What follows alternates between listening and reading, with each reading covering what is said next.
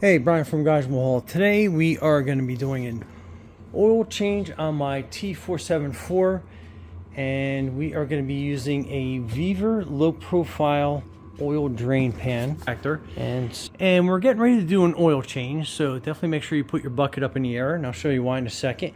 We have our oil pan under there getting ready because we're going to be doing a couple things. We're going to be draining the oil, front axle, and the hydraulic fluid. May not get to all of it in this video, but just kind of show you.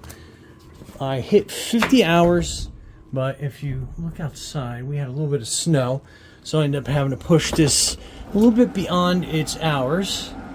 So as we pull that up, so 51.9 hours. So we went over just about 2 hours. Not hypercritical, but definitely try to stick around that 50-hour mark.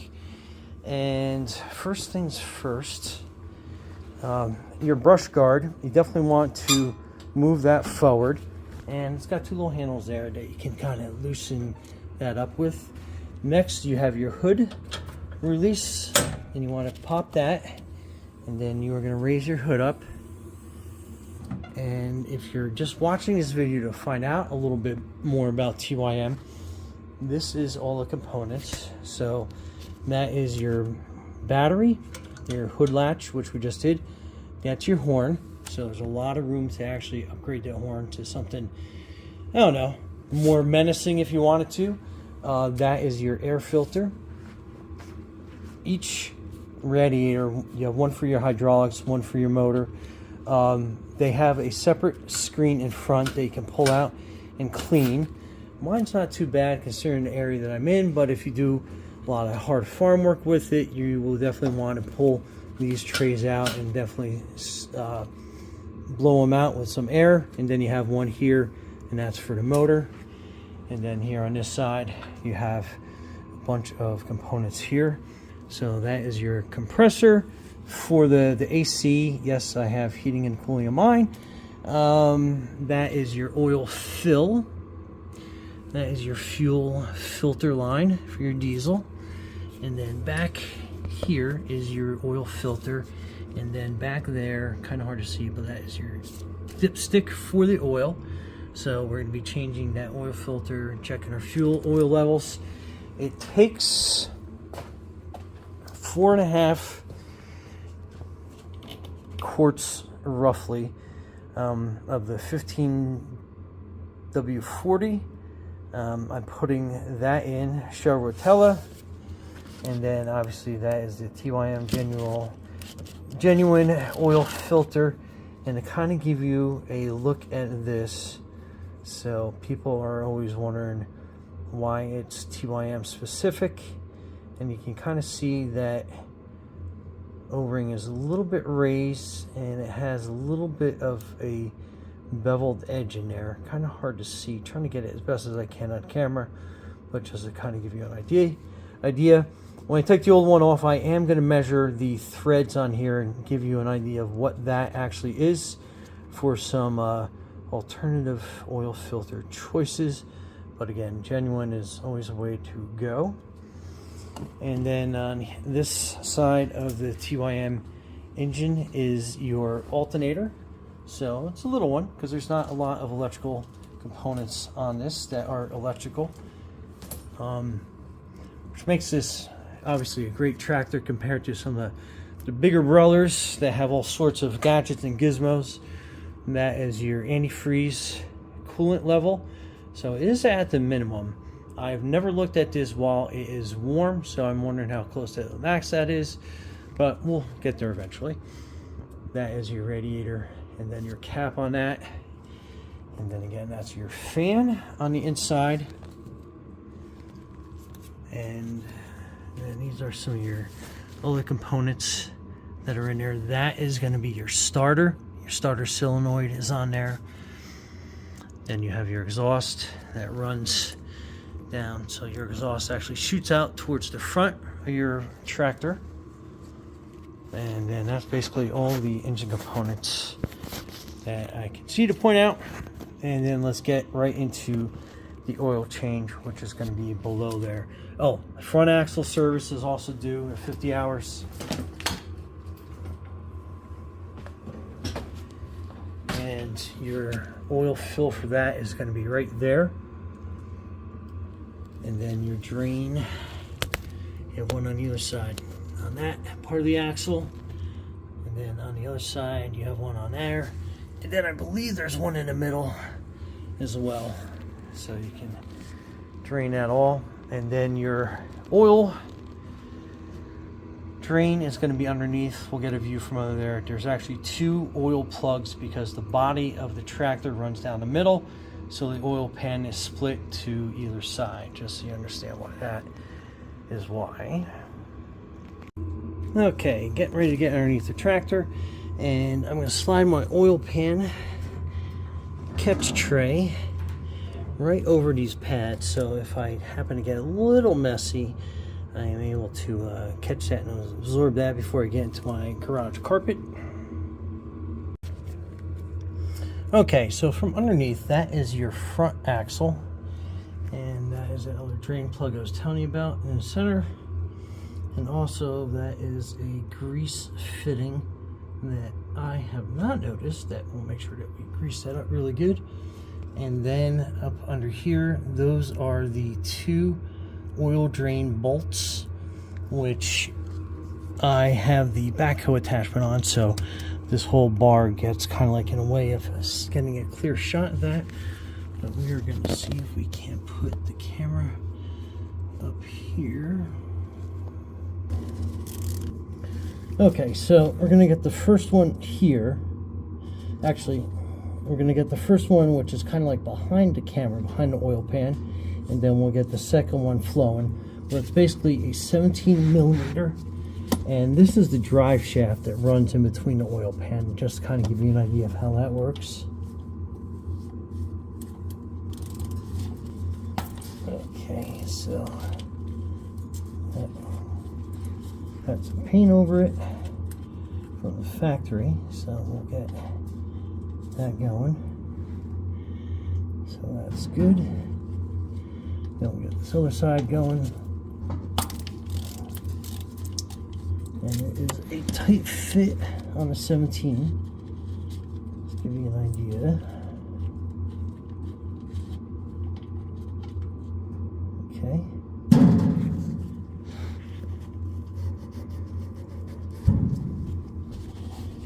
Just getting some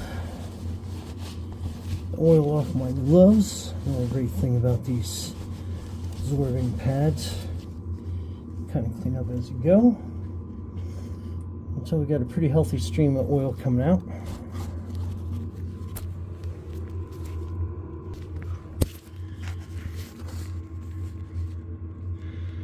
So I'll give you kind of an idea of how that is flowing.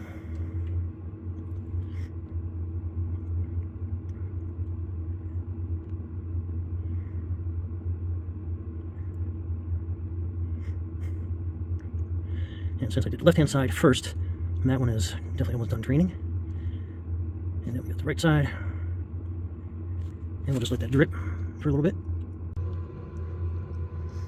And definitely a cool thing about this Weaver drain pan is I can drop the bolts down on top, and I don't have to worry about fishing them out of the oil. And then, like I said, you get a nice smooth stream through the screen into the basin. So that's pretty wild. Okay, so it looks like we are just about done draining. So let's take a peek underneath.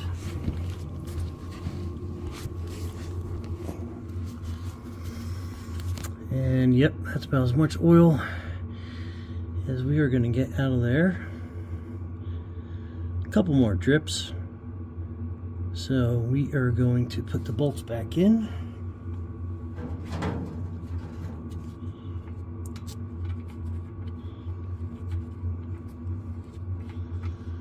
And just nice and gentle so we don't cross thread anything.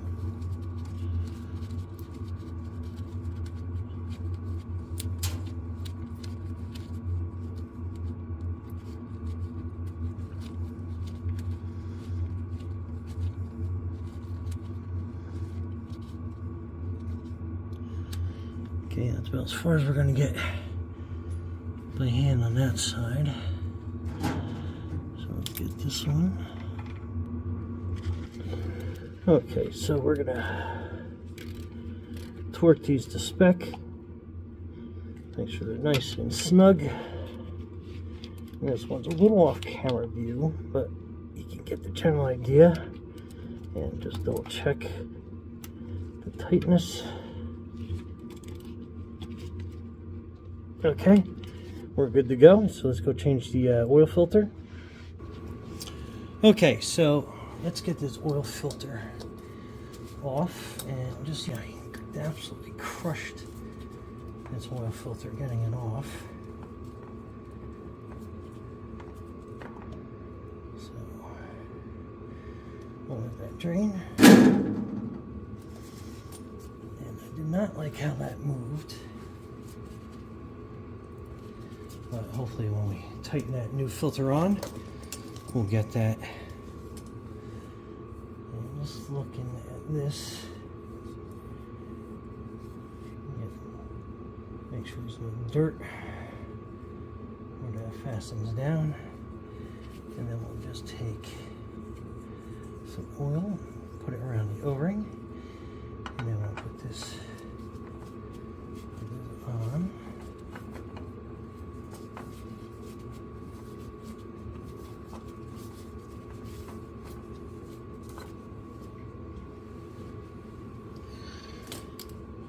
Always spill. Put it nice and snug back on. Okay, about hand tight. Put that on one more time. Get a little bit more of a turn, and then we'll clean that up all around there. See, this whole housing moved. Okay, I think it's good. We'll check that for leaks. Okay, so that's nice and on there. And then this is where we fill the oil. So let me reposition the camera. I think you can see that pretty good though. So before we get that, let's get some dirt. Like there's some dirt around there.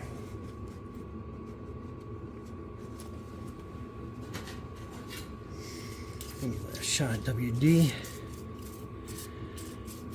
just to kind of get some more dirt and residue off there. Okay, so that's good.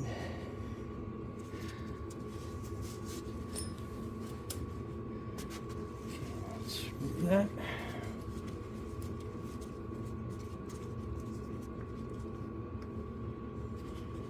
Okay, and I'm going to lightly around this bottom edge. Make sure no dirt falls in there. Okay, I think we're good. Click the funnel off so that's nice and clean. We don't put any excess dirt in there.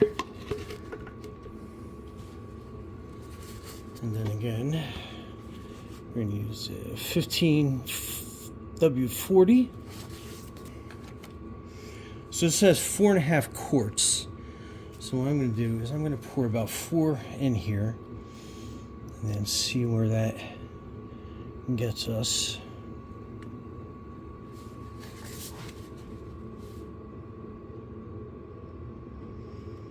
Give you more of a wide view. Kind of give you how much we've poured in there so far.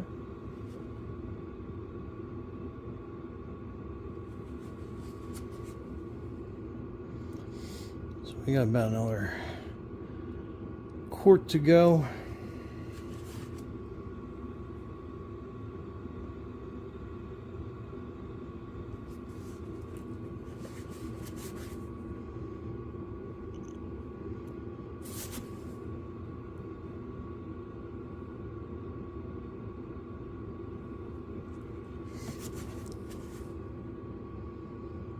About half a quart.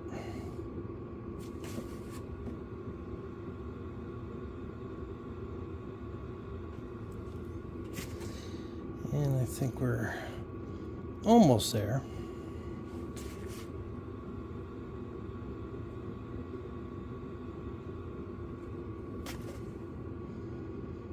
Okay, so we're looking at that line. I don't have it totally level.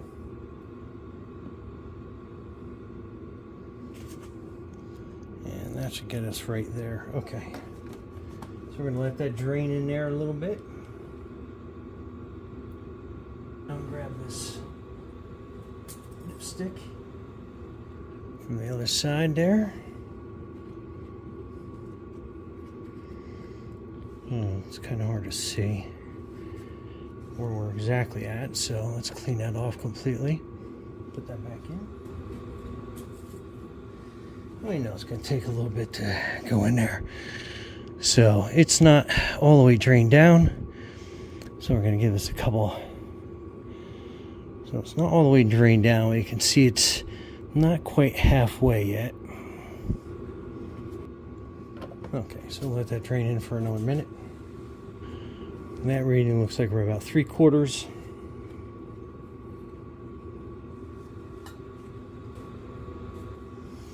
Okay, so at this point, we're about 3/4. We're going to take this out, set that down on the oil pan. We're going to put our cap back on. Now we have this off. We're going to really clean really well around. Then we have this off. Clean really well around the O-ring. Threads, make sure that's nice and clean. And what we're going to do is we're going to start it and we're going to let it run real quick, just so we can get the oil pumping up into the motor, into the oil filter, and then we can really get a good idea where our level's at. We'll let that sit for about 10 minutes after we run it, and hopefully it should run a lot smoother and quieter, and we'll be back.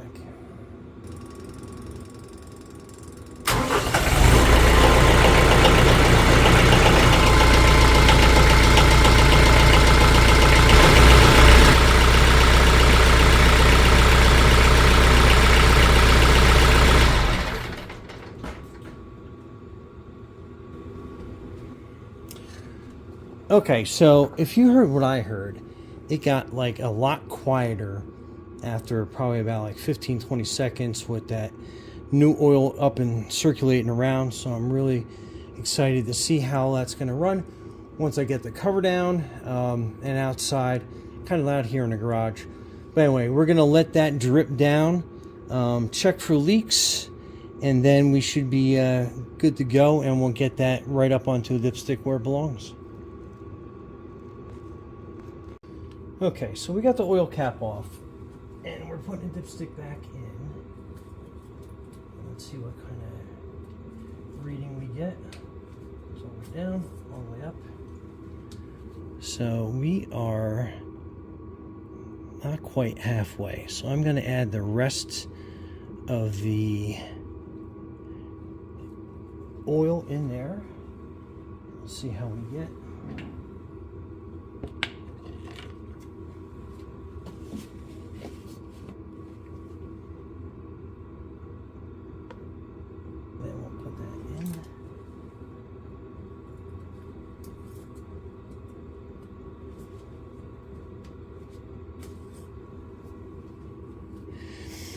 And we are probably about 3/4, and it calls for 1.05 gallons, basically slightly over 4 quarts in the manual.